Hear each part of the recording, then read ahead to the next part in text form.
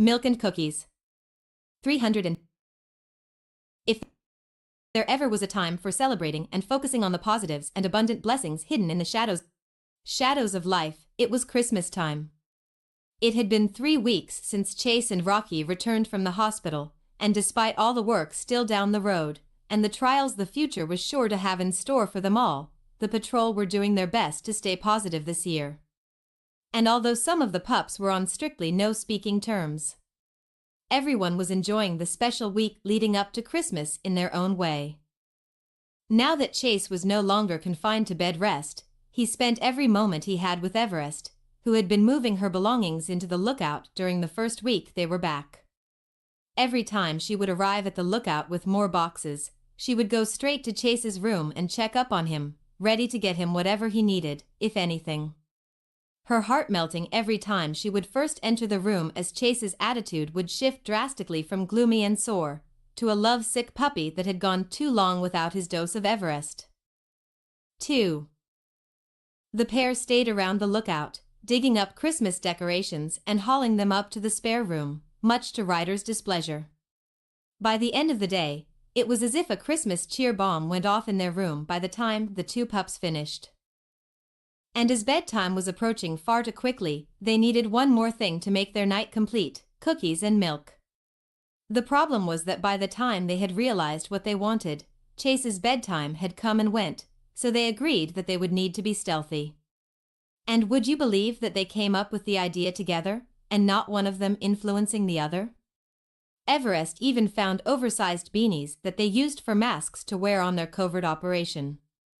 All geared up, they moved as silent as Santa himself, down to the kitchen. Chase approached their target with light paws. All his years of spy training guided him in his movements.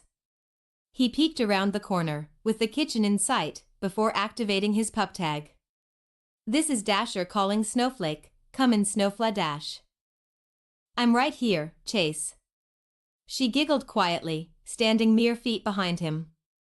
"Why are you calling me that again?" "Because you are beautiful and one of a kind, like a snowflake," he said, before adding, "Besides, we have to remain undercover. We don't want Ryder, the Grinch, from catching us again. He was grumpy enough that we moved all those boxes upstairs, and I don't want to imagine what he will do if he catches us down here." "Because he wants you to rest," Everest said, smiling sympathetically. Chase ignored her remark. "Well, I will be restless without cookies and milk." He smiled slyly, before taking careful steps to the fridge. "Besides, you'll be doing all the heavy lifting." "And what will you be doing, mister?" She called after him no louder than a whisper. "Supervising, mainly. Besides, I can get the cookies, they aren't heavy." "That depends on how many you take." She let out a quiet laugh as she reached the refrigerator. "Let's just say that Santa will be disappointed this year," he said, pawing at the pantry door. They worked silently, securing their targets with careful paws. Chase effortlessly snatched the bag of cookies as Everest haphazardly opened the refrigerator door, a nagging worry distracting her from their mission as a conflicting feeling built in her gut as she worked. Under normal circumstances, Everest would have been on Ryder's side about all of this. She knew better than anyone that Chase was supposed to be taking it easy for the first 2 months, and she doubted late-night cookie heists were part of his recovery plan.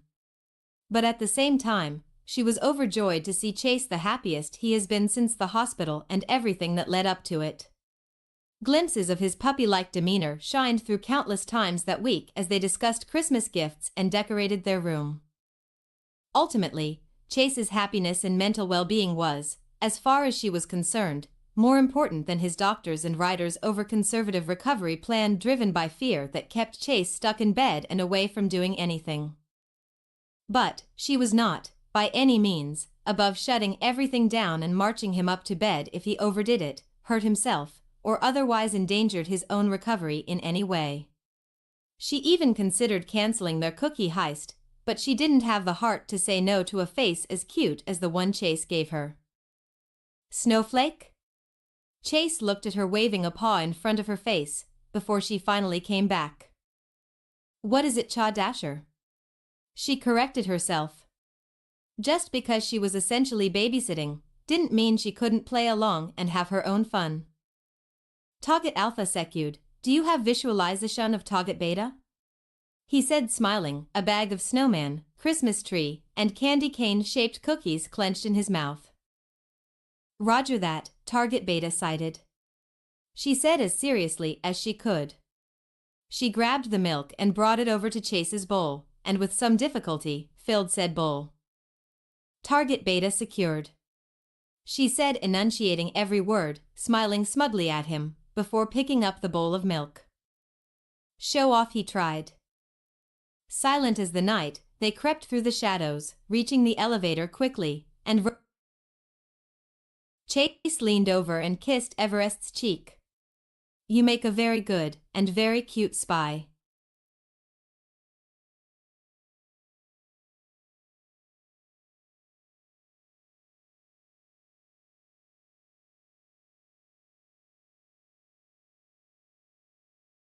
PY. Well, I have a very good teacher, she said, nuzzling into his neck.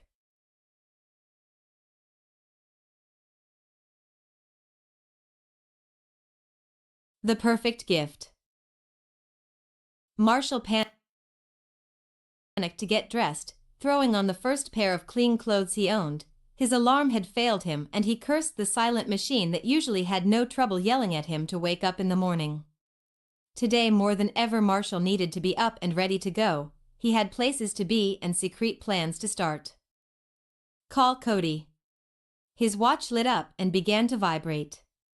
He decided to FaceTime him. The cattle dog was notorious for being grumpy in the morning and Marshall couldn't help but be amused by his either accurate or embellished performances. The show began as Cody's face greeted him. The pup you are looking for has not had his cup of coffee yet, please hold.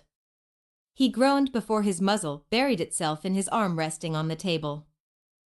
I thought you'd be ready by now. Marshall laughed. Cody peeked up to the screen. I am ready. Am I awake? No, I am not. He gave a tired smile, monitoring the slow drip of the coffee machine.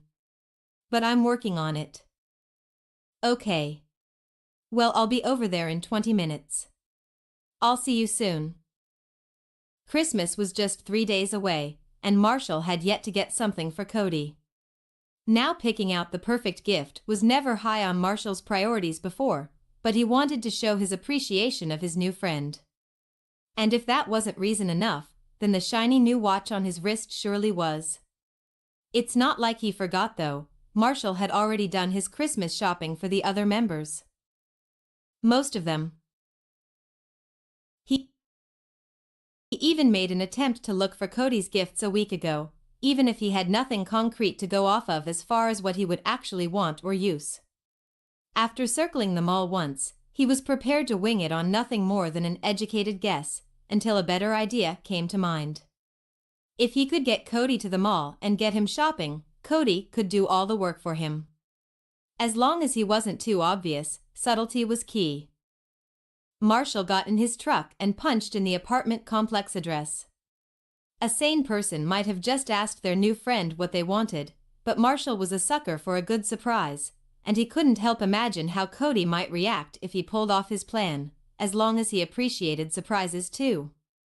Marshall arrived promptly, the 20-minute drive flew by, and soon enough he spotted Cody standing outside of the tan building. Good morning, Cody said after he was seated inside the truck, working on strapping himself in. Morning. Marshall smiled. Once his passenger was situated, he pulled away from the curb and proceeded to their destination. One that Cody still didn't know about. The lush forest passing by did little to distract Cody from his growing curiosity. If anything, the presence of the forest made it that much stronger. So, Cody said, breaking the silence between them, why do you need my help again? I need a second opinion on some of the gifts for the boys. I couldn't ask any of them for help, it would ruin the surprise. Makes sense, so does your list include Chase? Cody asked with a hint of apprehension in his voice, knowing he was taking a chance bringing up that name. Marshall visibly tensed as his grip on the wheel tightened. I think he has gotten enough gifts this year. Cody sighed and returned his gaze to the road ahead. Maybe talking with him would help? It is Christmas after all, a time of peace on earth. Forgiveness, love and kindness. I haven't exactly been able to get him alone. He and Everest are practically joined at the hip now. Did I tell you she moved into the lookout? Oh, wow, that must be hard for you. Cody said, surprised. He understood better now why Marshall had been so insistent on spending as much time on the phone as they had throughout the week. He shook himself out of his daze and realized that they were sitting in the parking lot. Marshall hopped out and was followed by Cody. It's been challenging, yes. And a gift would be pointless, compared to the one he has now, he said, frowning. Anyway, we are here for the others, he said, looking ahead to the black and white building. Marshall's plan was simple in theory, a couple innocent lies, indirect questions, and a lot of analyzing, and he would be set. They started off in the clothing section of a designer store. Casually, Marshall hung back and let Cody take the lead. So who's first? Cody asked over his shoulder. Rocky, Marshall said without thinking. They forged deeper into the sea of pup clothes. Luckily for Marshall, Rocky and Cody were about the same size, and he already knew what size clothes Rocky wore. Marshall tried to gain a better understanding of Cody's taste as he took in the outfit he had on. The navy blue knit sweater he wore fit him snugly, a long black scarf wrapped around his neck. Maybe he'd appreciate something darker in color. Marshall moved past him to a row of black track suits that faced them.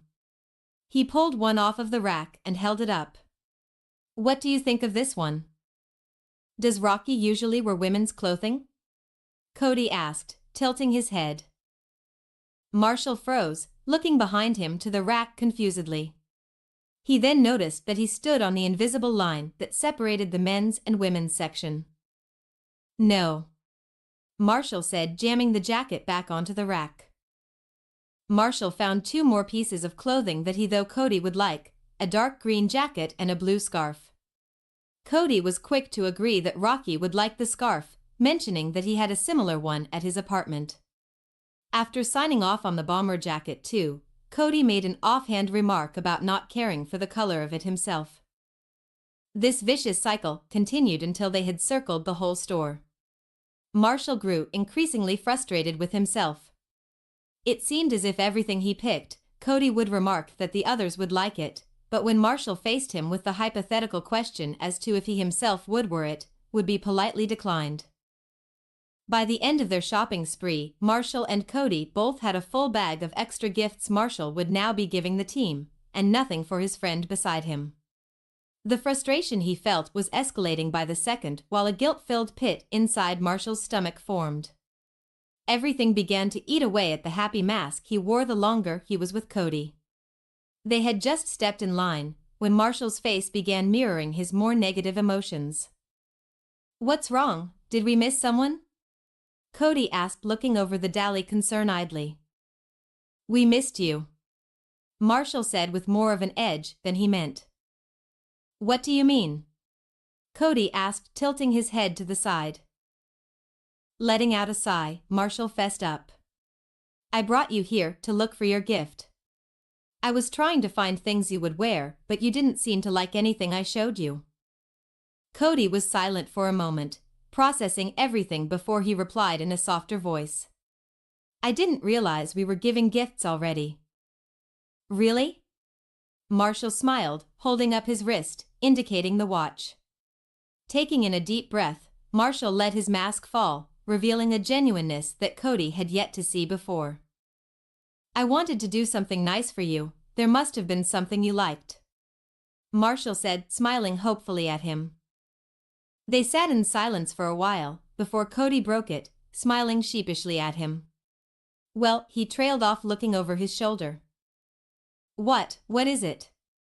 Marshall said excitedly, his tail speeding up as he watched Cody intently. "Just a blue beanie," he said.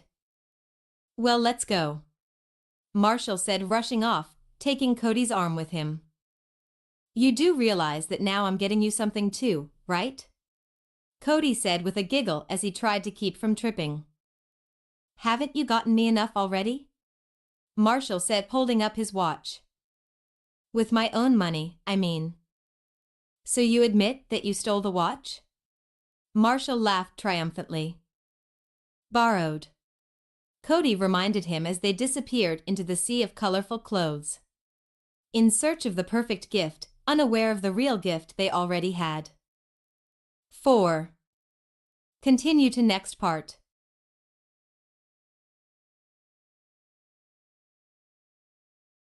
Snowfall.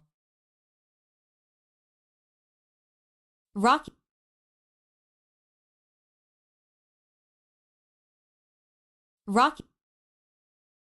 sat to the side of the lookout yard as Rubble and Zuma scrambled to amass as many snowballs as possible, hiding behind their crudely constructed snow forts as snow showered the lookout yard, giving them ample amounts of ammunition. It actually made Rocky happy to see them both relatively unscathed by the nightmarish months that had come to pass. And although they were still cold to him, they had no trouble warming up to each other. Sky was down at City Hall doing some last-minute shopping, leaving Rocky without any friendly faces to talk to, or more importantly, to help him with his plan. The sun was not working in his favor either, already making its descent behind the snow-covered mountains. Uncertainty swarmed his thoughts as he tried to organize everything he needed to set up before Sky returned. There were doubts whether he could accomplish everything in time, if he could even enlist one of the pups to help him, if Sky would accept his special gift for her or leave him alone in the cold. Even though she had been supportive as his wounds healed, and seldom brought up the incident that led to them, he felt increasingly uncertain about where he stood with her. She was still supportive and made herself available if he needed to talk. She was like an overly emotionally involved friend caring for him as he recovered. Though he appreciated it, he never gave her a reason to treat him this well, never gave her what she really wanted from him, the only thing she asked in return if there was any hope of a future for them. She wanted the hardest things for Rocky to give her, honesty and vulnerability. It was his choice to make. She made that perfectly clear at the hospital. And so she left the pivotal question in his paws to come to terms with and, in her words, decide what he truly wanted. This unanswered request still loomed over their fragile relationship. And from what Rocky could tell, Sky was doing her best to avoid bringing it up. Whether she was scared of his answer, or if she was simply giving him space to decide, he didn't know. He did know, however, that he needed to make one fast, even if that meant opening up to her about his dark side. He realized that the world would be a much darker, colder place without her. A growing sense of urgency flushed Rocky and pushed him to take closer steps towards Zuma and Rubble playing carelessly in the yard with a sense of delusional happiness that Rocky thought impossible for any of them to keep after everything that happened.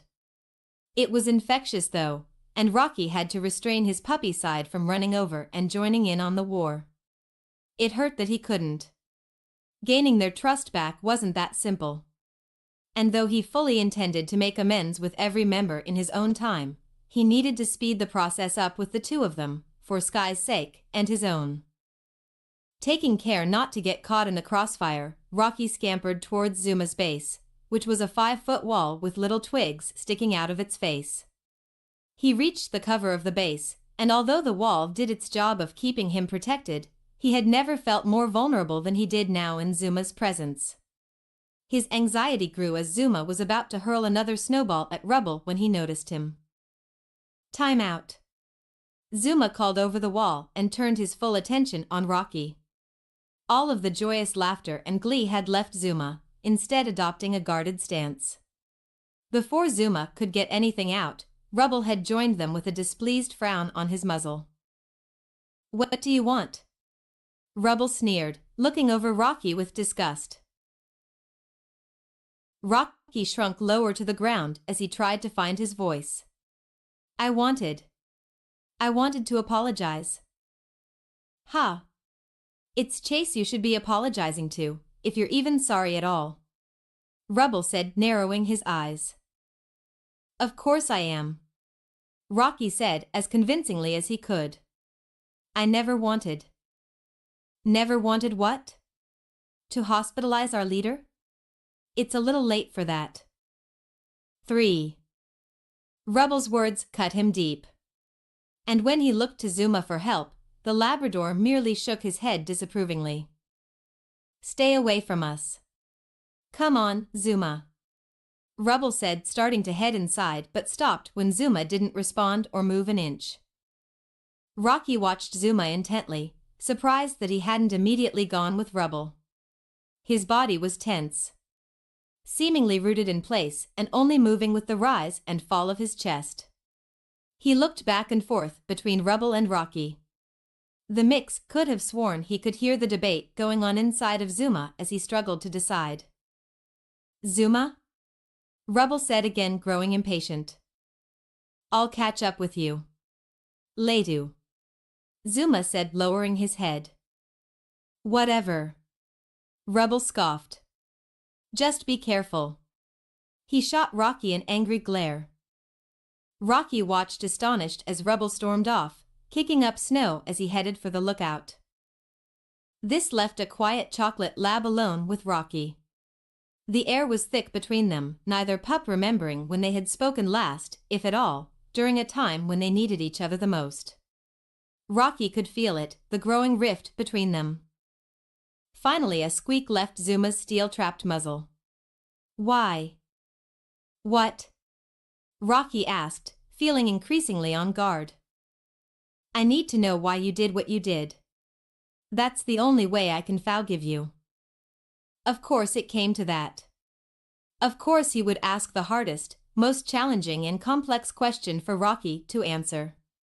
A question he himself hadn't begun to come up with any kind of answer that made him feel relief or justification for his actions. They were all hollow and lacked the normal sound judgment that he carried with him. Zuma, I don't know. He sighed, watching his breath spread and dissipate into the cool air. Give me something, Rocky, any reason why I should trust you again. Zuma said pleadingly, shakily. It looked like his whole body was vibrating under his fur. Because I could never hurt you, Zuma.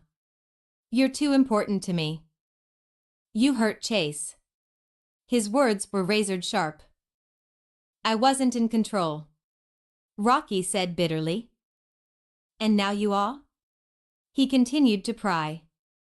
More than I was before. He said half-heartedly. Have you talked to the doctor about it? What did he say it was? It's complicated. But he called it an anxiety disorder. Rocky said, trying to remember the term. This was all so new to him, to everyone. I have one too, you know. What is it about yous that caused you to hout Chase? I don't know, Zuma. Rocky barked, dejected. Do you think I haven't been trying to figure that out? Trying to be absolutely certain that I won't hurt anyone else? Rocky looked at the snow, hating the position he was in now. He won't let me rest until then. Zuma sat in silence, processing everything. Him? Rocky looked down as anxiety crawled up his throat. The voice, the one that terrifies me. Crushes me, with pressure until I have no choice but to listen. He makes me question, makes me doubt everything that matters to me. He controls you. Zuma said, watching him sadly, lowering his ears to the ground at Rocky's slow nod. Zuma looked nervously at him. Does Sky know? I'm working on it. Zuma opened his mouth to respond, but there was nothing he could offer up in return. I can't lose her, Zuma. I will do whatever it takes, but I can't do it without your help. Do what? What are you planning? Zuma said, tilting his head to the side. Something to fix this. Rocky said, full of determination. Whether Rocky's confession, Christmas spirit, or a combination of the two influenced the chocolate lab. Zuma placed a paw on his friend's shoulder and smiled. How can I help? 7 p.m. She's coming, get weedy, Walkie. Zuma called, rushing over to him. Rocky was fiddling with his tie, which was giving him plenty of trouble, but it kept his mind distracted at the least. Zuma reached him and helped, and together they made it work. Rocky looked over himself and presented himself to Zuma. Do I look okay? A confirming nod from Zuma quelled some, but not all, of his anxiety to a subtle buzzing in his chest. He felt a paw on his shoulder. Zuma looked at him with a reassuring smile. Good luck, dude. Rocky watched as Zuma ran for the lookout and called out to him, thank you. But wasn't convinced that he heard him with the noise Sky's helicopter made as she landed. Quietly he took in a deep breath and approached cautiously. Hi, sorry I'm late. Sky began grabbing her bags and jumping out of her vehicle. There was a long line, at the store. She trailed off fully taking in the details of Rocky and the shinning yard. A black dress shirt hugged his form, peeking out from underneath his slightly crooked scarlet-red tie. With a ridiculously cute Santa's hat resting on his good ear. 1. Sky didn't know whether to giggle or pounce on him, but she lost her breath looking past him to the sparkling and bright yard. White lights draped down from the balcony to her pup house. And a trail of the twinkling lights hung overhead from her pup house to a tree further away in the yard, where a single table was tucked neatly underneath it with a circle of lights around its perimeter. Merry Christmas, Sky, Rocky said, pulling her out of a dreamlike trance. But he felt uneasy when her full attention was drawn to him with the face she wore. She looked ready to cry, or scream, or faint. Rocky couldn't tell and was not fully prepared for all her emotions to be unleashed on him. They hadn't even had dinner yet. Rocky, this is beautiful, she said, putting her paws up to her cheeks. She seemed to come down from the wave of excitement she had been riding and came closer to Rocky, wearing an infectiously sweet smile. They were inches apart, the closest they had been in weeks. Rocky looked down at her hesitantly as she straightened his tie. You look beautiful, too, she said, looking up to him holding his tie loosely in her paw. Feeling his cheeks burn, he mumbled out a thank you and diverted his attention to the table. We should eat before the food gets cold. He smiled shakily, taking her paw in his, and followed the gleaming lights overhead to their table. As they got closer, Sky noticed the two silver domes on either end of the table, separated by a slowly burning candle. You cooked too? She gasped. I should've. Rocky grumbled to himself. No, I ordered it from Mr. Porter's, he said, feeling the slight vibrations coming from Sky as she giggled. It calmed him. 1. Rocky pulled Sky's chair out for her, taking his own seat and placing his hat on the table. A comfortable silence washed over them. Both of them lifted up the domes covering their food.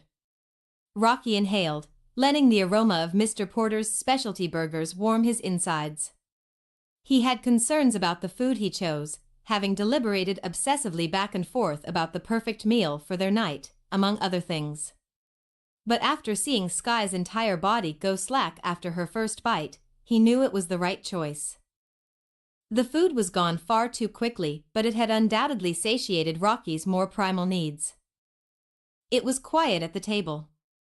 While Rocky half-heartedly tried to fight off the food coma that was setting in, Sky had her paws resting under her chin, gazing up at the millions of stars shining down on them. Thank you, Rocky, this was the nicest gift anyone has ever given me. She looked down to her side, unsure about something, looking undecisive. I shouldn't bother giving you my gift. The guilt Rocky felt set on instantly, and it spread through his body like poison. This was too much, she was overwhelmed, and he wasn't even finished yet. Rocky reached his paws out hastily and took hold of Sky's. Of course I want it, he said, trying to sound as sincere as possible. He gave her paws a squeeze, never loosing her gaze. Please? She nodded and reached down and picked up the silver bag. Rocky noticed her apprehension as she placed the bag on the table and pushed it over to him. Carefully, he pulled out the overflowing red wrapping paper and dug deeper into the bag, pulling out something small and silky smooth. When his gift was visible under the lights, he felt a warmth surge through him. A crystal heart, shining brilliantly under the lights, rested in his paw. It was divided down the center with a small but noticeable line. Each half was inscribed with the letter S and R respectively. He didn't dare fight the growing smile that formed across his muzzle. I love it, he said, examining it closer, and tilted his head to the side, confused. Why are there two strings attached to it? He wondered out loud. Sky reached over and took the heart from him and held it in her paws delicately. Watch, she said, and pulled the two halves apart and then stuck them back together with what Rocky assumed to be a magnet. She reached her paw out and handed Rocky back the necklace. Now you'll know that no matter what happens, you'll always have my heart, and that I will always support you. Her words were beautiful, heartwarming, and reassuring. But above all, they served as a glaring reminder that the time had come, time for him to make a decision. He couldn't continue to avoid it after this. Rocky looked at a silently awaiting Sky and opened his mouth to speak. Anxiety was quick to suffocate him. His paws shook as he delicately placed the necklace back in the box and hid his paws under the table. 1. Sky. His voice came out as a nervous squeak. He cleared his throat and regretted wearing his tie as it squeezed around his neck. I know we haven't talked about us since the hospital. I know I haven't made a decision. The words came easier now in a smooth flow. I want to, well, I think I'm ready. He brought his paws up to his face, frustrated. This was so much easier rehearsing it to himself in the mirror. Sky, I want to try. I want to make us work. She gave him a small smile as he fidgeted in his seat, as if communicating to him that she was proud of the steps he was taking, or finally noticed just how uncomfortable he was getting. Rocky didn't have to guess what was coming next as Sky pushed him along. Then let me in. Trust me enough to have your heart and keep it safe. I'm ready, are you? Rocky nodded as he sucked in breath after breath. It was now or never. He pulled the two halves apart, ready to let his guard down and tell her. I have a disorder, but it feels like something inside of me. A monster. The things it says, not the things it shows me, makes me feel. The words came easier now, flowed smoother as his guard sank to the ground. It attacks everything that is important to me. And nothing is more important than you. He paused, trying to gauge Sky's reaction. She was silent, looking at him strangely but without judgment. Rocky was surprised she was still listening, and not running away as fast as possible. The day I attacked Chase, it convinced me that I would lose you, that Chase would steal you away from me. I couldn't. I had to. That's why you attacked him, Sky finished. Rocky nodded, keeping his head low. He couldn't bear to look at her as he uttered out the last of it. I let it consume me. I was terrified to tell you. I knew you wouldn't understand, and I'd just scare you away. He never looked up. He was much too afraid of what he would see. He never noticed when Sky got up out of her chair, or when she was standing in front of him. It was only until she lifted his chin up with her paw that he met her gaze again. It was Sky's turn to be brave. I'm curious just how much it would scare you, she began hesitantly, if I told you I understood. That you're not the only one that has a monster in your head. She cupped his head in her paws. I have my own disorder, you know. But I choose to fight it every day. And you have that same choice, Rocky. She rubbed her paws against his fluffy cheeks. Are you going to fight it, for you, for us? Or will you let it consume you? Rocky was scared, uncertain of the future, and conflicted if fighting was even possible. The one thing he was certain of was Sky. He knew he could fight the good fight with her by his side. And so for the second time, he made another silent promise, to protect her, to support her, and love her, no matter the cost. For us, he whispered, taking her in his arms, leaning closer to her until they were inches apart, and waited. Rocky. Sky breathed out, closing the distance between them and letting their lips come together, and though the snow continued to fall, the warmth between them kept the cold at bay. 3. Add.